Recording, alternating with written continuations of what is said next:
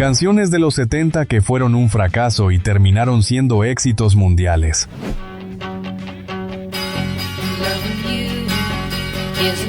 Es increíble pensar que algunas de las canciones que hoy consideramos sagradas estuvieron a un paso de terminar en el tacho de basura. En su momento, los directores de las radios y los genios de las discográficas dijeron que eran demasiado largas, que eran raras o que simplemente no tenían futuro.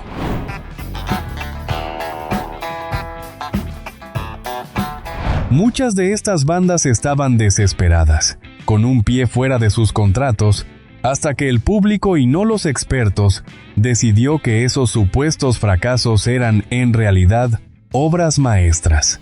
Hoy vamos a conocer las historias de esos himnos que hoy todos cantamos, pero que según los que saben, nunca debieron haber tenido éxito.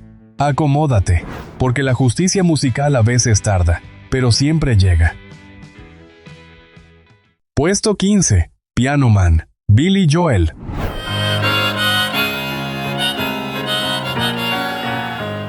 Ese sonido de armónica y piano de bar es hoy un himno de la cultura popular, pero en 1973 los ejecutivos la odiaban. Les parecía una canción demasiado larga, un vals lento y deprimente que nadie querría escuchar en la radio.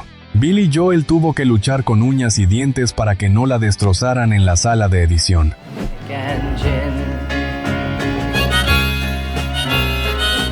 La versión original duraba casi 6 minutos, un suicidio comercial para la época. La discográfica la cortó sin piedad para que encajara en el formato de 3 minutos, lo que enfureció a Billy. Él sabía que la magia de la canción estaba en la atmósfera, en esos personajes perdedores que describía, y no en un estribillo rápido.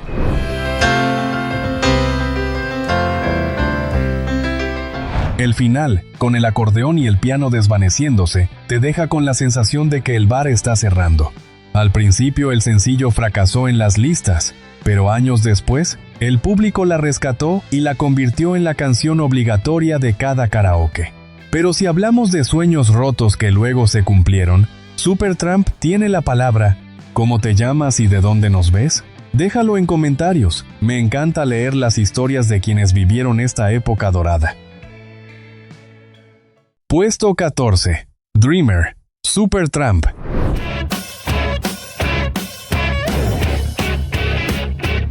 Ese piano eléctrico Wurlitzer, marcando el ritmo, es inconfundible. Roger Hodgson escribió esta canción encerrado en una habitación pequeña en casa de su madre, soñando con ser famoso. Cuando la lanzaron, la banda estaba en un momento crítico, casi en la bancarrota y siendo ignorados por la prensa británica y americana.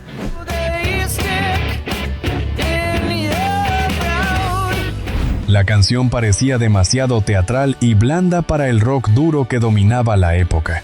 Sin embargo, tenía una honestidad brutal sobre las aspiraciones y las frustraciones de un artista.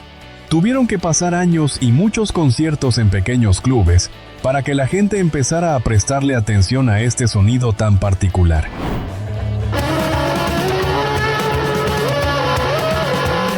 El final, con esos falsetes y la repetición del título, crea un trance hipnótico. Hoy es un clásico, pero en su momento fue el grito de auxilio de una banda que nadie quería escuchar.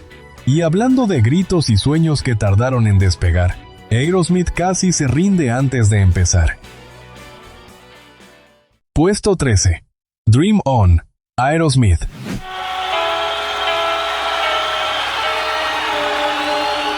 Esa guitarra limpia y melancólica del principio no presagiaba el monstruo de rock en el que se convertiría la canción. Fue el primer sencillo de la banda en 1973 y fue un fracaso absoluto. La radio la ignoró, la discográfica no invirtió en promoción y la banda vio cómo su gran apuesta se hundía en el olvido.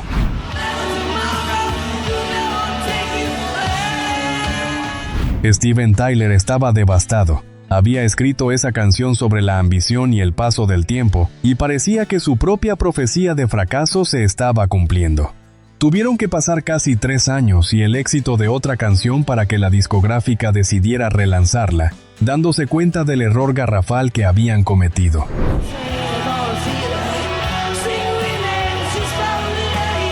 El grito final de Tyler Es uno de los momentos más icónicos del rock, una liberación de toda esa frustración acumulada. Pasó de ser un descarte a ser la canción que salvó la carrera de la banda. Pero si hablamos de himnos que nunca mueren, el siguiente puesto es el rey de los karaokes. Puesto 12. Don't Stop Believing, Journey.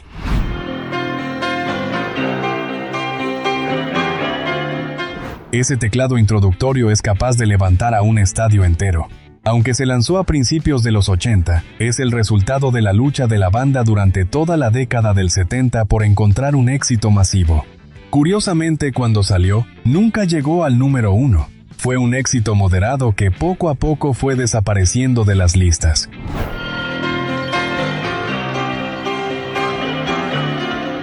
Lo increíble es cómo esta canción se negó a morir. Décadas después, gracias a series de televisión y películas, resurgió de las cenizas para convertirse en la canción de rock más descargada de la era digital. Los críticos de la época la tildaron de rock corporativo sin alma, pero el público decidió que era el himno de la esperanza.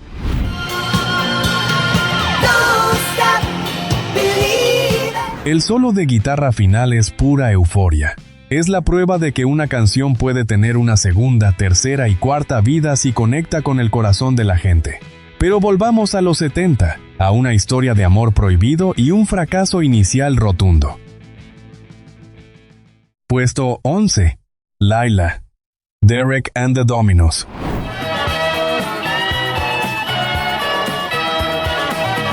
Ese riff de 7 notas es legendario.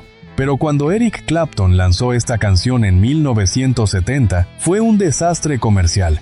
Era demasiado larga, demasiado intensa y, para colmo, el público no sabía que Derek era en realidad Eric Clapton disfrazado. La canción, inspirada en su amor tortuoso por la esposa de George Harrison, fue ignorada.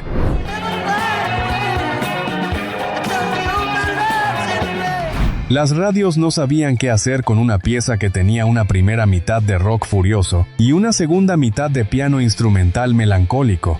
Tuvieron que pasar 2 años y una reedición para que el mundo se diera cuenta de que habían ignorado una de las mejores canciones de amor de la historia.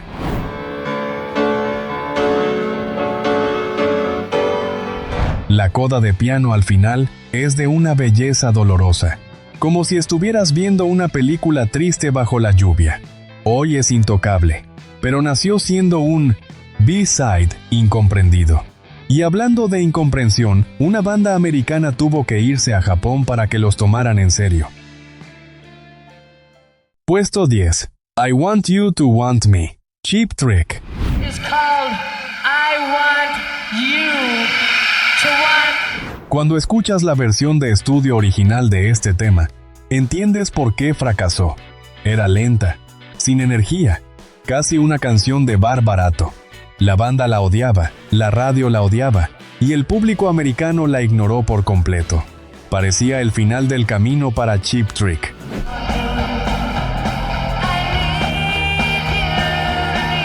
Pero entonces ocurrió el milagro de Japón.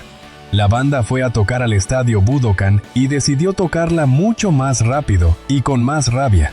La reacción del público japonés, gritando y enloqueciendo, quedó grabada en el disco en vivo, y esa energía transformó un tema mediocre en un éxito mundial imparable.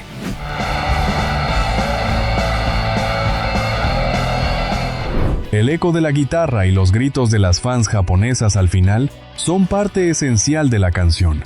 Es el ejemplo perfecto de cómo la actitud y la velocidad pueden salvar una mala producción. Pero ahora, vamos a bajar el ritmo con un clásico del soul que tardó en encontrar su lugar. Puesto 9. Take Me to the River, Al Green.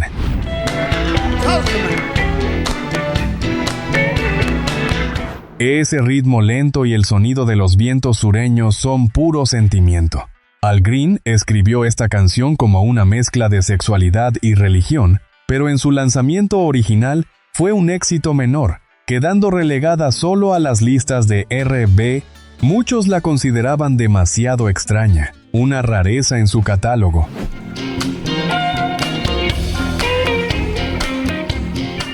La canción tuvo que esperar a que una banda de art punk de Nueva York, los Talking Heads, la versionara años después para que el gran público reconociera la genialidad de la composición. Fue un éxito de combustión lenta. Una brasa que tardó años en convertirse en incendio.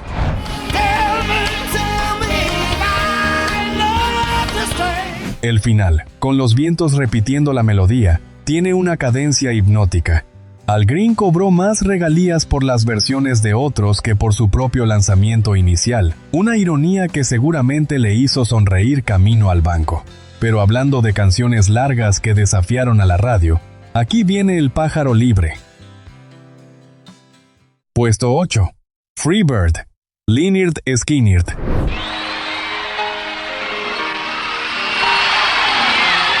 Si me voy mañana, ¿me recordarías?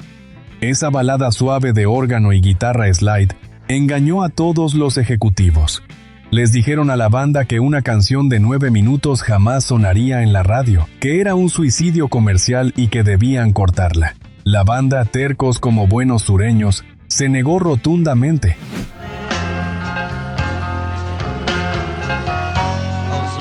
Al principio, tenían razón. La canción no se movía. Pero en los conciertos, la reacción de la gente ante ese final frenético era tan salvaje que las radios se vieron obligadas, por presión popular, a pasarla completa. Se convirtió en un éxito a fuerza de ser tocada en vivo noche tras noche.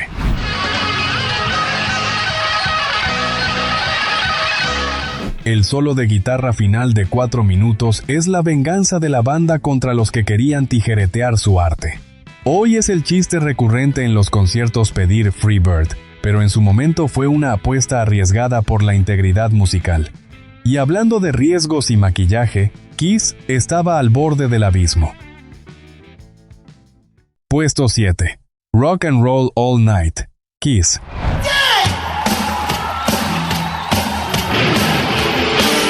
Ese ritmo de batería y el coro de estadio son hoy sinónimos de fiesta. Pero en 1975, Kiss estaba en quiebra. Sus primeros 3 discos no habían vendido nada, y la discográfica estaba a punto de despedirlos.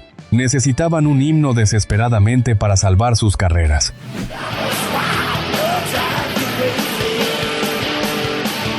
Escribieron esta canción con la intención específica de tener algo que la gente pudiera cantar, pero la versión de estudio no tuvo el impacto esperado. Sonaba seca y sin vida. Fue, al igual que con Cheap Trick, la versión en vivo del disco Alive, la que capturó la locura de sus conciertos y los salvó de la ruina total.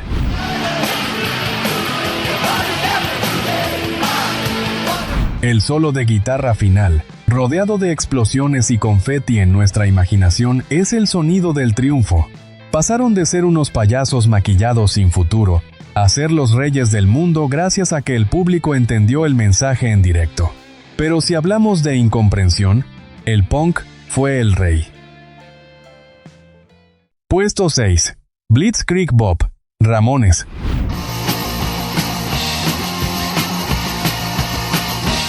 Hey ho, let's go. Ese grito de guerra es hoy universal. Suena en estadios de fútbol y anuncios de televisión. Pero cuando salió en 1976, fue un fracaso comercial estrepitoso.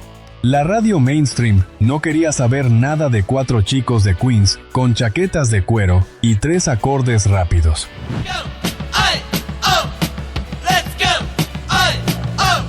El álbum apenas vendió unas pocas miles de copias. La gente pensaba que era ruido, que no sabían tocar. Tuvieron que pasar décadas para que el mundo entendiera que habían inventado un género nuevo, el punk rock, y que esta canción era la piedra fundacional de una revolución cultural.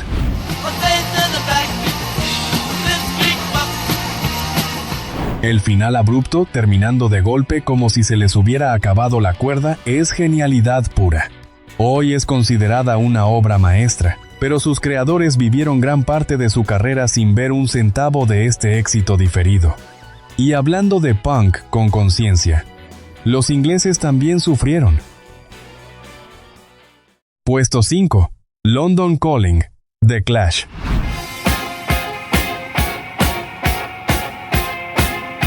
Ese riff de guitarra cortante y marcial anunciaba el fin del mundo. The Clash lanzó este disco doble en un momento de crisis económica y social en Inglaterra. La discográfica no quería lanzar un álbum doble porque era demasiado caro de producir y pensaban que no vendería. La banda tuvo que pelear para que saliera al precio de uno sencillo.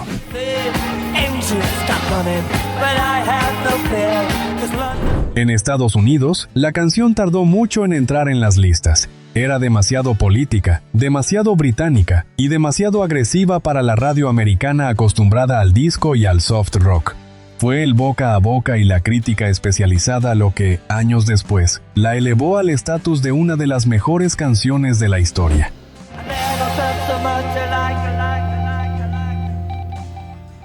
El final con el código Morse desvaneciéndose es una señal de auxilio que finalmente fue escuchada.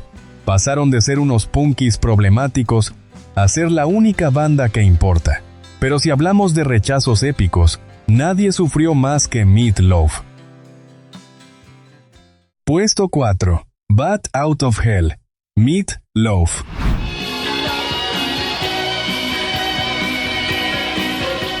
Esta canción es una ópera wagneriana con motocicletas y guitarras. Jim Steinman y Meat Loaf pasaron años, literalmente años, visitando cada discográfica de Nueva York y Los Ángeles. Todos los ejecutivos los echaron de sus oficinas, diciéndoles que la canción era ridículamente larga, que Meat Loaf no tenía imagen de estrella y que nadie querría escuchar eso.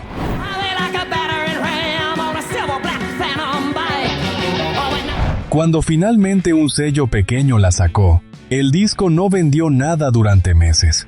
Fue gracias a un video musical que empezaron a poner en programas nocturnos de Australia y Reino Unido que la locura comenzó. Terminó vendiendo 40 millones de copias, convirtiéndose en uno de los errores de juicio más caros de la historia de la industria.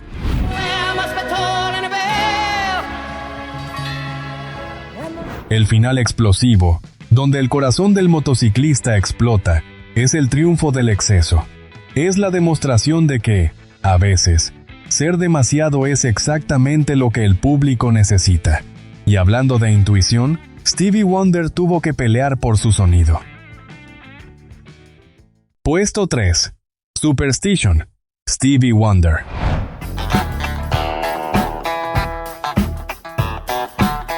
Ese clavinet funky del principio es el sonido más genial de los 70, pero la historia es complicada.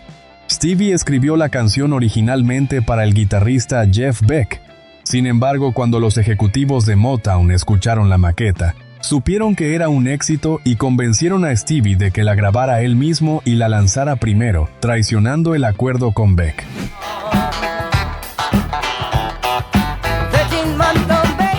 Además, Motown tenía miedo de que el nuevo sonido más rockero y electrónico de Stevie alejara a su audiencia tradicional de R&B. Hubo muchas dudas sobre si este nuevo Stevie funcionaría. Por suerte, la avaricia de la discográfica esta vez jugó a favor de la historia y el tema se convirtió en un número 1 instantáneo.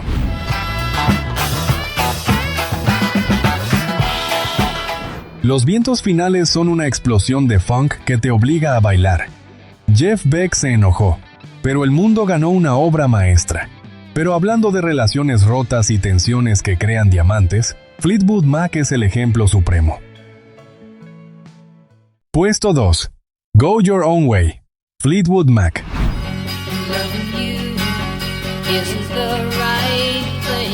Ese ritmo de batería tribal y la guitarra agresiva esconden una historia de dolor real. Lindsey Buckingham escribió esta canción como un ataque directo a Stevie Nicks, su exnovia y compañera de banda, obligándola a cantar los coros en una canción que la insultaba. La tensión en el estudio era tan grande que todos pensaban que la banda se rompería antes de terminar el disco.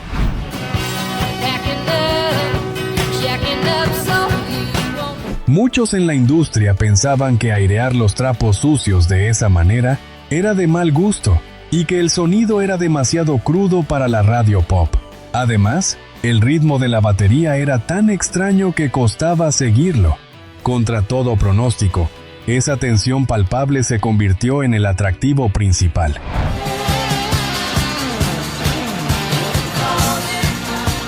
El solo de guitarra final es Lindsay gritando a través de su instrumento todo lo que no podía decir con palabras. El fracaso de su relación personal se convirtió en el éxito comercial más grande de sus vidas. Y llegamos al número 1, la madre de todas las canciones imposibles. Puesto 1. Bohemian Rhapsody, Queen.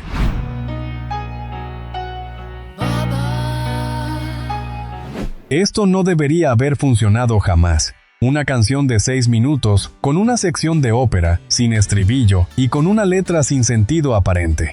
Los ejecutivos de EMI le dijeron a Freddie Mercury que estaba loco, que ninguna radio en el mundo pondría una canción tan larga y que si la lanzaban, sería el fin de la carrera de Queen.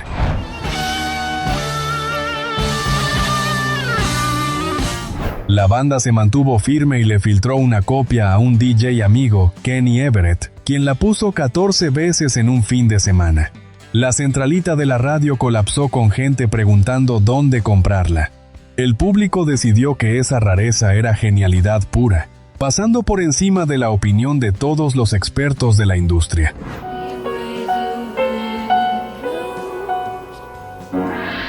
El final con el gong es el sonido de la victoria definitiva.